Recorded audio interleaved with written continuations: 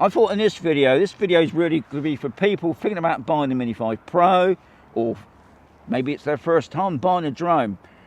Obviously, when you buy a drone from DJI, it's usually in a package.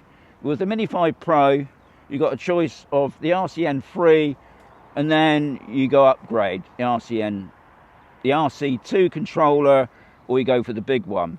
But we're only going to be talking about this controller and the RC2 controller, because I think, really, guys, you need to save a few more pennies and get that RC2 controller, because it's got so much more. Some of the disadvantages of this RCN3, to me, because I don't use it hardly at all really, other than doing demos and tutorials, is one, you've got to use your phone, or you could put on a tablet that's got a 7-inch screen, so that's good, but you still come up with problems. Sometimes the tablet's not compatible, the phone's not compatible, or the phone runs out of power, all those sort of things, whereas the RC2, you're straight in it. But I'm going to show you some of the disadvantages with the RCN3 first. And I thought what we'd do, we'll get the drone up in the air. So I'm going to do the old way, the old school, bring in the sticks, push up the stick, there we go. I'm going to bring the drone back. That'll do. Okay, so there you can see me on the screen. And one of the first things you're going to notice, the screen's quite cluttered. There's not a lot of room on this screen anyway. But I do like having the vision on. I do like having the navigation on. You see my cross keys there on the front there from a grid line. You got all the information that you would get normally on any of the controllers. I'm talking about the top line, the bottom line. Obviously the bottom line's slightly obscured is the word. So I can't see what I'm filming in, but I think we all know what that is. I can just move it about if I wanted to. I'm just trying to give a bit of space on the screen. So one of the first things I noticed was cruise control. And I was thinking, how do you do that? Because it hasn't got the buttons on the back, which gives you that better aid. And especially like when you're doing waypoints, you just press the C1 button, boom, it's done. This one, slightly different. You've got a function key. So what I'm going to do, I'm just going to show you quickly by going into the settings and going over this. Well, I've got it already set up. So you've got the button customization. We got 3 options. I've already put it into press FN key, cruise control. We got a double press FN key for the realigns the drone gimbal itself, and obviously the other one is the gimbal roll. I'm not going to do that. I'm not going to show you the gimbal roll. But anyway, I'm going to show you the cruise control.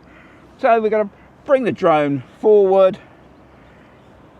I'm not going to bring it that much. I'm going to press the FN key.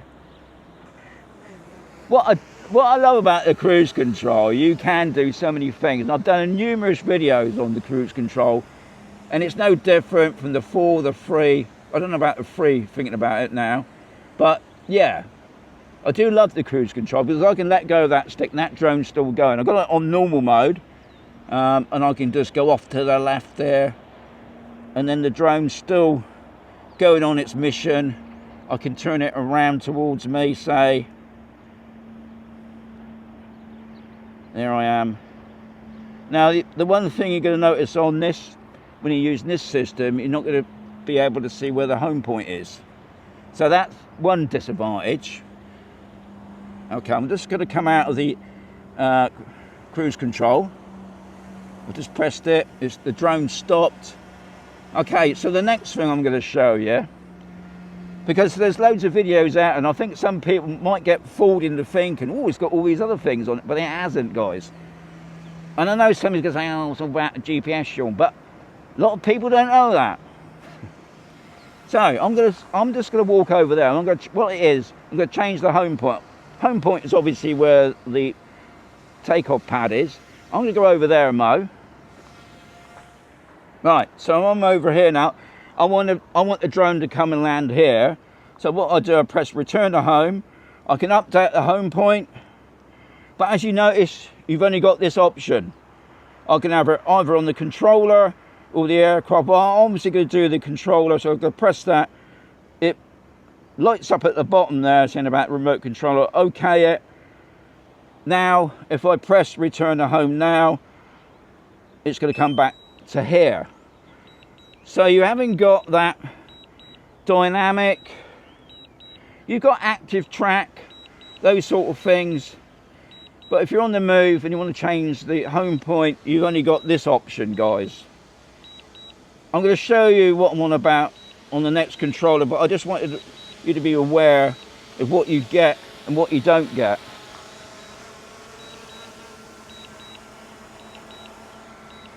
Okay, I'm going to stop that because that looks like he's already noticed it.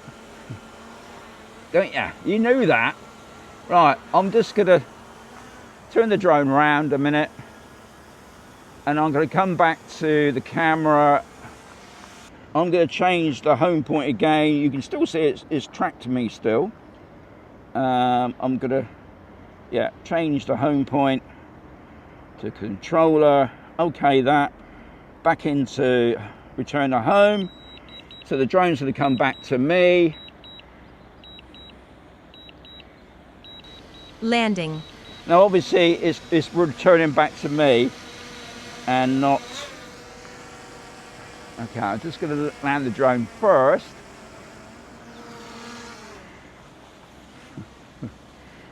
As you can see, my landing skills are pretty pants, to be honest. But this video is only about just showing you what you have and what you don't have on this controller. Okay. Pretty good, isn't it? So, we're going to go over to the RC2 controller now. Big improvement on this. But if it's your very first time and you are limited to money, then yeah, you ain't got much option but to have this. Now, unfortunately, I've got 3 of these.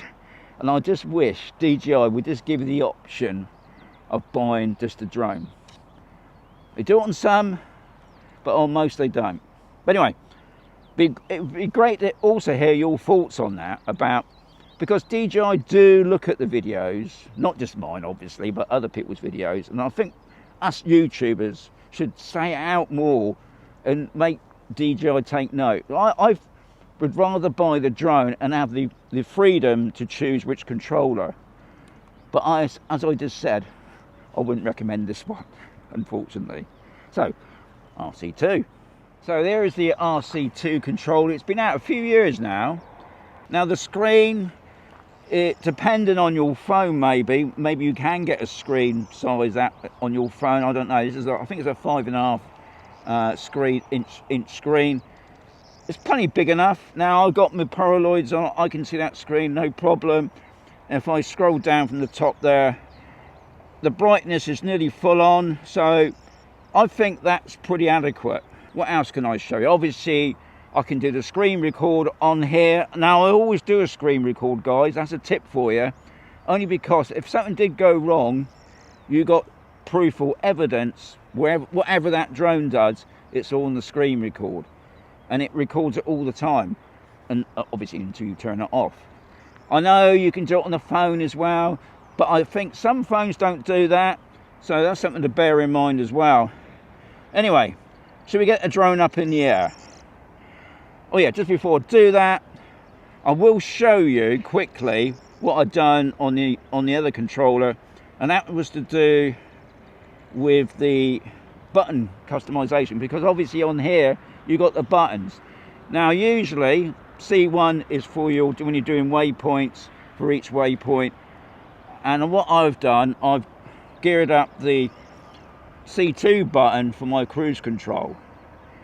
Pretty simple. There's loads of videos out how to do it, whatever you want. You can see, you can mess about with the buttons and the dials as well if you want to. Well, we're not going into that, but it just makes things a little bit simpler. So, old school. Okay, so there we are. I'll just bring that gimbal down a little bit. Okay, we're going to do the cruise control first. So, what we do, if you can remember, I'm just going to push the stick forward and press the C2 button at the same time.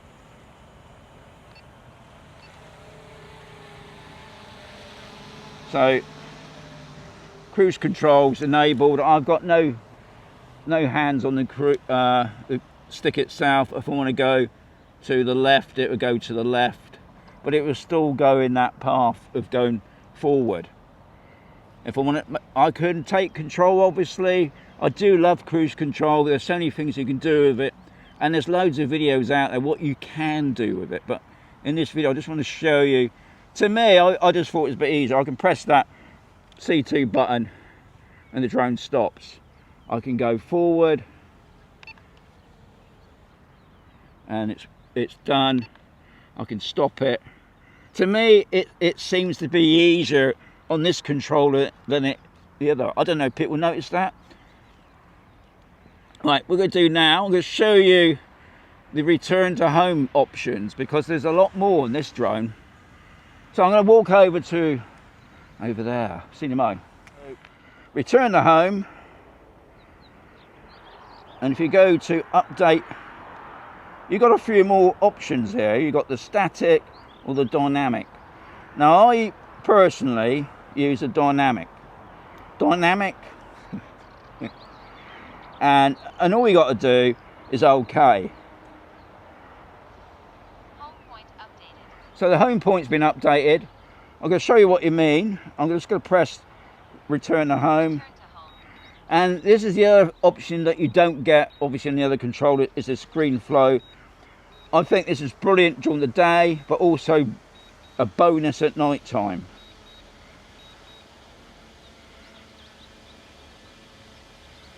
Now what it's going to do, it's only going to stay above me because I can take control, because most people that use this are for walking people or people on bicycles, motorbikes, cars or whatever, and it will keep updating itself, guys.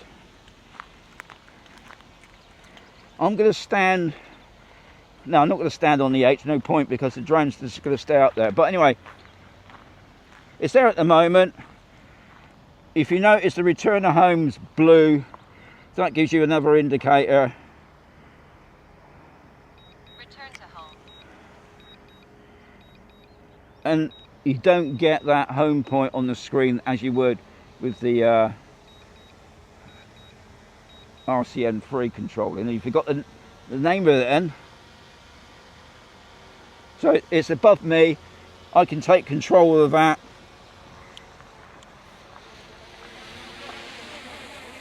Now I did do a video the other week on the bonuses that you can get on the even smaller drone. I'm just going to bring it down on the Neo 2, which I think is amazing for the, such a little drone, and the cost of it. You can hear the avoidance kicking in there. It's because I got it down too low. Okay, I'm going to go up again. I'm going to show you the other one, which is the static. We're going to update that home point. We're going to go over to the static. We're going to go to the controller. Okay. Home point updated. Always, guys, always wait until you hear it when it says home point updated. Return to home. So it's going to come back to me.